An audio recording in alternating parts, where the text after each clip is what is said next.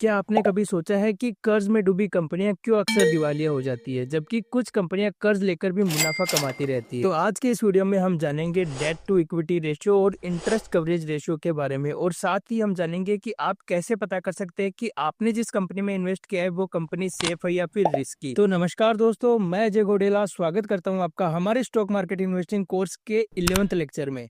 Last lecture में हमने आपको आरओई, आरओसीई, आरओए, आरओआईसी के बारे में बताया था। तो इस लेक्चर में हम आपको दो बहुत ही इंपॉर्टेंट रेशियो बताने जा रहे हैं, जो कि है डेट टू इक्विटी रेशियो और इंटरेस्ट कवरेज रेशियो। ये रेशियोज आपको किसी भी कंपनी में इन्वेस्ट करने से पहले जरूर देखना चाहिए, क्योंकि ये आपको बहुत बड़ी गलती करने से रोक सकते हैं। तो चलिए इस लेक्चर को शुरू करते हैं। तो दोस्तों, ये तो आप जानते ही है कि किसी भी बिजनेस को चलाने के लिए कैपिटल यानी पैसों की जरूरत होती है। अब कई बार कंपनीज ऐसी भी होती है जो कि लॉस मेकिंग होती है, या फिर उनको बहुत ही कम प्रॉफिट हो रहा होता है, जिस वजह से कंपनी कई बार इतना ही प्रॉफिट जनरेट नहीं कर पाती है जो कि अपने बिजनेस के अंदर वापस री इन्वेस्ट कर सके। और अगर कोई भी कंपनी अपने बिजनेस के अंदर पैसे ही री इन्वेस्ट नहीं कर पाएगी तो उनका बिजनेस है वो कैसे ग्रो हो पाएगा। तो ऐसे केस में कंपनी को बाहर से फंडिंग यानी कैपिटल रेज करनी पड़ती है। अब जैसा कि हमने आपको पिछले लेक्चर में बताया था कि कैपिटल दो तरह से रेज की जाती है, जिसमें से पहला तरीका है डेट कैपिटल और दूसरा तरीका है इक्विटी कैपिटल। तो अगर कंपनी इक्विटी कैपिटल रेज करती है तो उसे इन्वेस्टर को शेयर्स देने पड़ेंगे, और अगर कंपनी इन्वेस्टर्स को शेयर्स देगी तो इससे कंपनी के जो प्रमोटर्स है यानी जो कंपनी के ओनर्स है ना, उनकी जो कंपनी के अंदर होल्डिंग है या हिस्सेदारी है वो कम हो जाएगी। और अगर प्रमोटर की हिस्सेदारी ही कम होगी तो जब भी कंपनी को प्रॉफिट होने लगेगा तब, क्योंकि कंपनी के अंदर प्रमोटर्स की हिस्सेदारी कम है, तो उन्हें प्रॉफिट भी कम होगा, जो कि कोई भी कंपनी नहीं चाहेगी। तो अगर कंपनी के प्रमोटर को ये भरोसा है कि वो डेट लेकर यानी लोन लेकर अपने बिजनेस को एक्सपेंड कर सकते हैं और उससे उन्हें जो प्रॉफिट होगा उस पैसे से वो अपना लोन वापस कर सकते हैं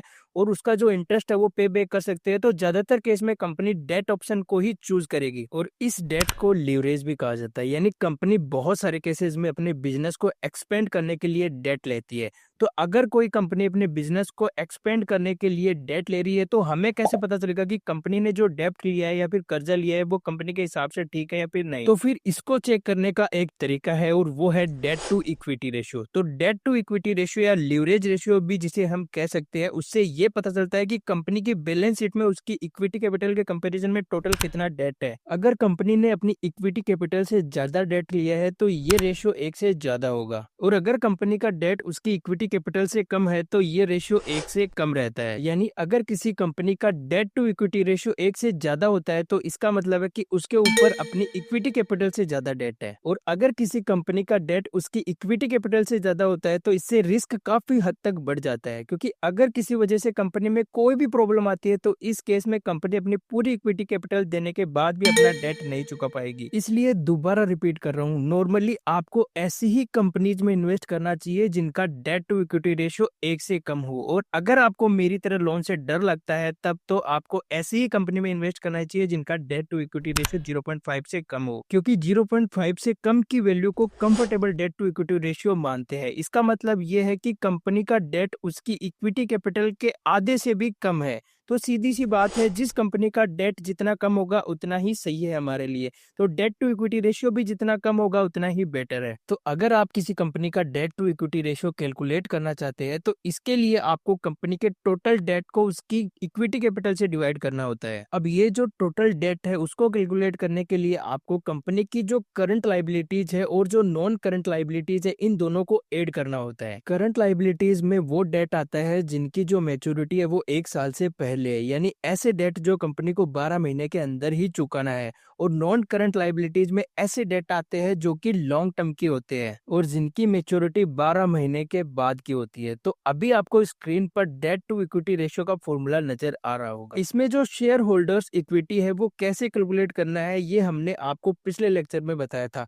अगर आपको वो याद है तो अच्छी बात है, इससे ये पता चलता है कि आप ध्यान से सीख रहे हैं। लेकिन अगर आपको वो याद नहीं है तो पहले आप वो वीडियो दोबारा जाकर देखें, उसके बाद में ये लेक्चर देखना, क्योंकि हम ये नहीं चाहते कि आप आगे के लेक्चर सीखते जाए और पीछे वाले लेक्चर को भूलते जाए। तो हम ये मानकर चल रहे हैं कि शेयर होल्डर्स इक्विटी को कैसे कैलकुलेट करना है ये आपको पता है। तो अब जानते हैं short term debt, long term debt और जो अदर फिक्स्ड पेमेंट है वो आपको कहाँ पर देखने को मिलेगा। तो इसके लिए आपको क्या करना है, स्क्रीनर की वेबसाइट पर जाना होगा और यहाँ पर जाने के बाद आपको जिस स्टॉक की डिटेल देखनी है उसका नाम लिखकर सर्च कर देना है। इसके बाद आपको बैलेंस शीट में जाना होगा। यहाँ पर जाने के बाद आपको ये बोरोइंग्स का ऑप्शन नजर आ रहा है, इसके ऊपर आपको क्लिक कर देना है। तो यहाँ पर मैं आपको बता दूं कि जो बोरोइंग्स और जो डेट है वो एक ही होता है, तो यहाँ पर आपको कंफ्यूज होने की जरूरत नहीं। तो यहाँ पर आपको short term debt, long term debt और अदर बोरोइंग्स देखने को मिलेगी। अब फॉर्मूले के हिसाब से तो इसे ऐड करना पड़ेगा, लेकिन आपको ऐड करने की जरूरत ही नहीं है क्योंकि यहाँ पर जो बोरोइंग्स दिखाई दे रही है इसमें ऑलरेडी सब कुछ एडेड है। तो आपको जस्ट क्या करना है, जो बोरोइंग्स का नंबर है उसको न्यूमरेटर में डाल देना है और जो शेयर होल्डर्स इक्विटी का नंबर है उसे डिनोमिनेटर में डाल देना है और ऐसे आप debt to equity ratio calculate कर सकते हैं। इसी लेक्चर में आगे मैं आपको एक दो स्टॉक का debt to equity ratio calculate करके भी दिखाऊंगा। पहले मैं आपको एक पॉइंट क्लियर कर दूं कि मैंने आपको बताया था कि डेट टू इक्विटी रेशियो 1 से कम हो तो बेटर है, वहां पर आपको ध्यान रखना होगा। मैं दोबारा भी कहा था कि रिपीट कर रहा हूँ, नॉर्मली तो ये जो रूल है जनरली समझाने के लिए तो अच्छा है और ज्यादातर इंडस्ट्रीज में अप्लाई भी होता है, लेकिन हो सकता है कि कोई ऐसी इंडस्ट्री या सेक्टर हो जिसमें सभी कंपनीज का डेट हाई ही होता है, क्योंकि हो सकता है कि वो जो बिजनेस है वो ऐसा ही है, उसमें बिना कर्ज लिए कंपनी उस बिजनेस को स्टार्ट ही नहीं कर सकती। जैसे अगर किसी कंपनी को डैम बनाना है तो उसके लिए बहुत ज्यादा कैपिटल की जरूरत पड़ेगी, तो उसको इस केस में कर्ज लेना ही पड़ेगा और ज्यादातर केस में उस सेक्टर की सभी कंपनीज का डेट टू इक्विटी रेशियो 1 से ज्यादा ही होगा। तो ऐसे केस में अगर आपको उस कंपनी में इन्वेस्ट करना है तो आपको उस कंपनी के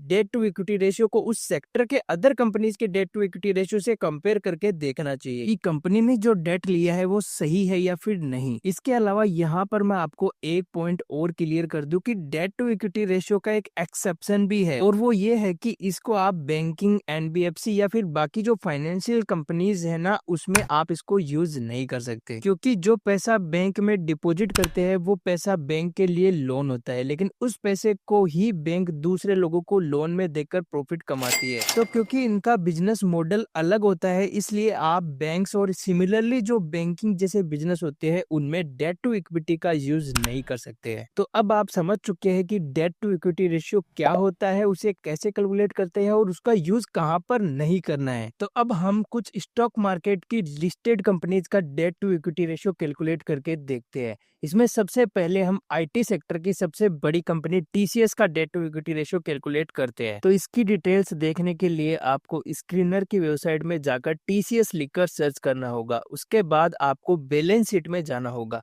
और यहाँ पर आपको टीसीएस की बोरोइंग्स दिखाई दे रही होगी जो कि है 9,046 करोड़ रुपए, यानी टीसीएस के ऊपर इतना डेट है। अब जो शेयर होल्डर इक्विटी है उसको कैलकुलेट करने के लिए हमने आपको बताया था कि इसमें शेयर कैपिटल और रिजर्व्स को ऐड करना होगा। तो शेयर कैपिटल है 362 करोड़ प्लस रिजर्व्स है 1,01,133 करोड़, दोनों को ऐड करेंगे तो आएगा 1,01,495 करोड़ रुपए। अब डेट टू इक्विटी रेशियो निकालने के लिए आपको टोटल डेट को शेयर होल्डर इक्विटी से डिवाइड करना होगा। तो यहाँ पर टोटल डेट है 9,046 करोड़ रुपए और कंपनी का जो शेयर होल्डर इक्विटी है वो है 1,01,495 करोड़ रुपए और जब आप इन दोनों को डिवाइड करते हैं तो निकल कर आता है 0.008, जो कि 0.5 से बहुत कम है।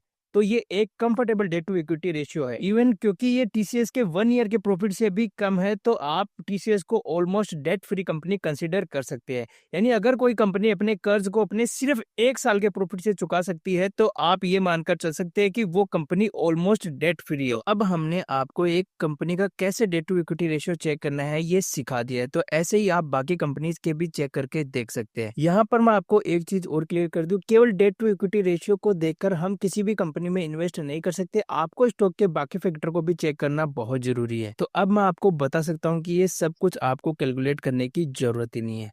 आपको बस सिंपली स्क्रीनर की वेबसाइट पर जाकर सर्च वाले ऑप्शन के अंदर कंपनी का नाम सर्च करना है और उसका जो डेट टू इक्विटी रेशियो आपको वहां पर मिल जाएगा। आपको रोज रोज कैलकुलेट करने की जरूरत ही नहीं है, लेकिन आपके लिए ये सब कुछ सीखना जरूरी था और अगर मैं आपको पहले ही बता देता कि आपको ये कैलकुलेट करने की जरूरत नहीं है तो शायद आप इतने ध्यान से इसे नहीं सीखते, इसलिए मैं आपको ये बाद में बता रहा हूँ। तो अब आपको ये समझ आ गया है कि डेट टू इक्विटी रेशियो क्या होता है, ये कितना होना चाहिए, इसे कैसे कैलकुलेट करना करना है, तो अब मैं आपको एक एग्जांपल समझाता हूँ कि ये इतना ज्यादा जरूरी क्यों है। क्योंकि आपको हर कंपनी इसका डेट टू इक्विटी रेशियो जरूर देखना चाहिए। इवन मैं खुद भी पर्सनली किसी ऐसी कंपनी में इन्वेस्ट करना पसंद नहीं करता अनलेस एंड अनटिल कोई बहुत स्ट्रॉन्ग रीजन ना हो जिसका डेट टू इक्विटी रेशियो 1 से ज्यादा होता है। इसके पीछे का एक रीजन ये भी है कि मुझे डेट वाले बिजनेस से थोड़ा डर लगता है। अब मैं आपको एक रियल लाइफ एग्जांपल से समझाता हूँ कि डेट टू इक्विटी रेशियो इतना ज्यादा जरूरी क्यों होता है। तो आपको पता ही होगा 2002 में रिलायंस इंडस्ट्रीज के जो मालिक थे धीरू भाई अंबानी, उनकी डेथ हो गई थी।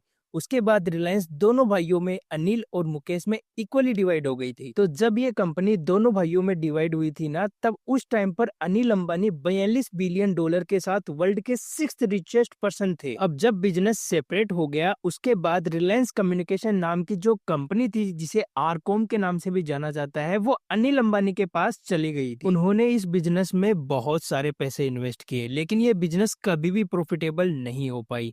उसके बाद उन्होंने एक साउथ अफ्रीकन कंपनी MTN के साथ भी आरकॉम के बिजनेस को मर्ज करने का डिसीजन लिया, लेकिन वो भी फेल हो गया।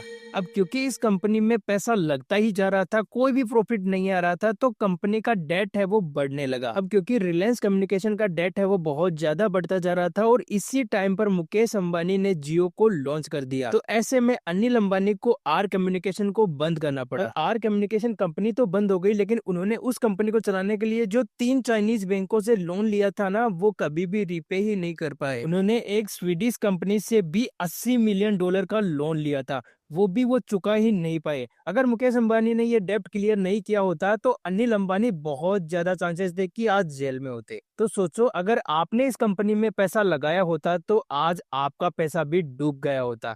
ऐसे ही एक और कंपनी है रिलायंस पावर, जिसकी जब स्टॉक मार्केट में लिस्टिंग हुई थी तो वो उस टाइम पर सबसे बड़ी लिस्टिंग थी, बट हाई डेट की वजह से वो स्टॉक भी कभी नहीं चला। इवन ये स्टॉक अपनी लिस्टिंग के बाद कभी भी लिस्टिंग प्राइस को छू ही नहीं पाया। यानी जिस भी व्यक्ति ने रिलायंस पावर के स्टॉक में पैसा लगाया है उनका भी पैसा डूब गया।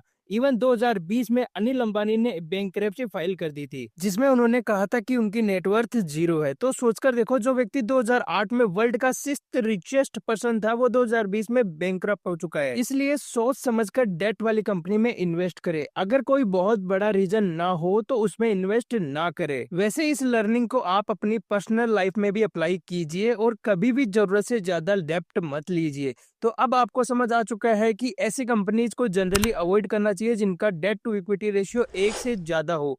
तो अब आपको डेट टू इक्विटी रेशियो तो समझ आ चुका है। अब जानते हैं इंटरेस्ट कवरेज रेशियो के बारे में। इंटरेस्ट कवरेज रेशियो ये बताता है कि कंपनी की हर साल की अर्निंग्स उसके इंटरेस्ट को कवर कर सकती है या फिर नहीं। सिंपल भाषा में कहूँ तो कंपनी हर साल के प्रॉफिट से अपनी EMI चुका सकती है या फिर नहीं। इसे कैलकुलेट करने के लिए कंपनी के EBIT यानी earning before interest and tax को टोटल इंटरेस्ट कॉस्ट से डिवाइड किया जाता है। ये रेशियो भी आप स्क्रीनर की वेबसाइट पर ऐड करके देख सकते हैं। हमने आपको बताया है कि डेट टू इक्विटी रेशियो जितना कम हो उतना ही अच्छा है।